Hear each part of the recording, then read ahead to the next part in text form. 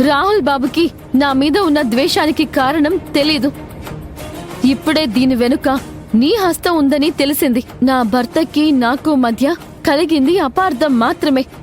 తన అనుమానం అర్థం లేనిది అని తెలుసుకున్న తర్వాత మా ఇద్దరి మధ్య దూరం తగ్గుతుంది. మా మధ్య కలిగిన అపార్థాల్ని ఎలా తొలగించుకోవాలో నాకు బాగా తెలుసు. నీ నిజస్వరూపం అందరికీ తెలిసేలా చేసి ఈ ఇంటి కోడలిగా నా బాధ్యతని నిలబెట్టుకుంటాను. ఈలోపు నీకు రాహుల్కి మధ్య ఇంకా దూరాన్ని పెంచి రాహుల్ నిన్ను ఇంట్లోంచి గెంటించేలా చేస్తాను. చూస్తూ ఉండు. అది నీ వల్ల కాని పని. ఈ ఇంటి కోడలిగా నా స్థానం పదిలం. ఇక నీ స్థానం ఏంటో ఏమవుతుందో నీకే తెలియాలి. జాగ్రత్తగా ఉండు. జాగ్రత్తగా ఉండాల్సింది నువ్వు, నేను కాదు. చూద్దాం నా పంతం గెలుస్తుందో నీ పట్టుదల గెలుస్తుందో. ఛాలెంజ్. పంతం పట్టుదల కాదు ఐరేంద్రి, నిజం నిజాయితీలే గెలుస్తాయి. ఛాలెంజ్. ఛాలెంజ్.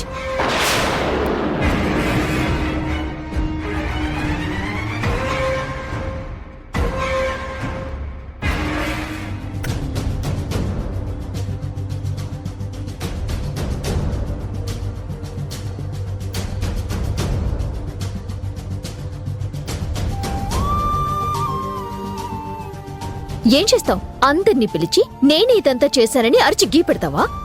నువ్వు ఏం చేసినా సరే నిన్ను ఎవ్వరైనా నమ్ముతారేమో కానీ రాహుల్ మాత్రం అస్సలు నమ్మడు. అంటే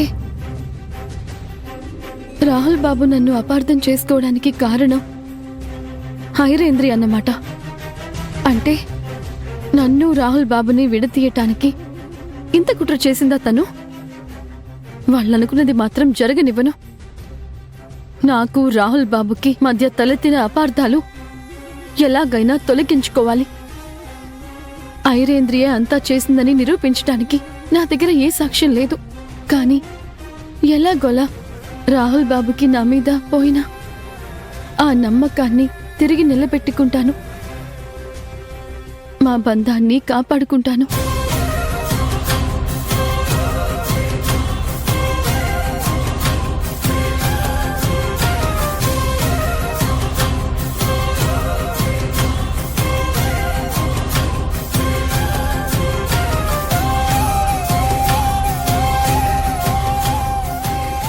గుడ్ మార్నింగ్ రాహుల్ బాబు.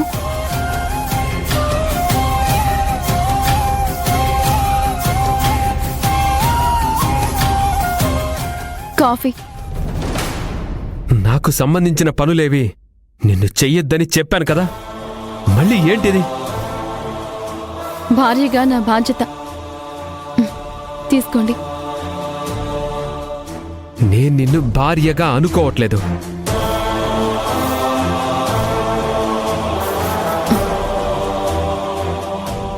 రాహుల్ బాబు, మీ మనసుని అనుమానపు తెరలు కమ్మేశాయి. వాటిని దాటి చూడండి. నిజానికి అబద్ధానికి తేడా తెలుస్తుంది.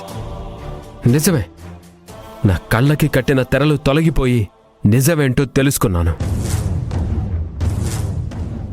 నీ నిజస్వరూపం అర్థం చేసుకున్నాను.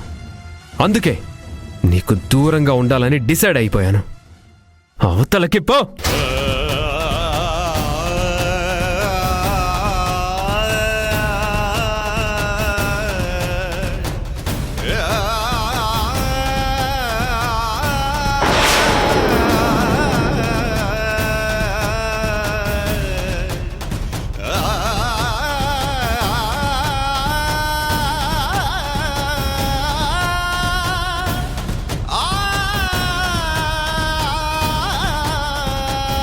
పర్లేదులేండి.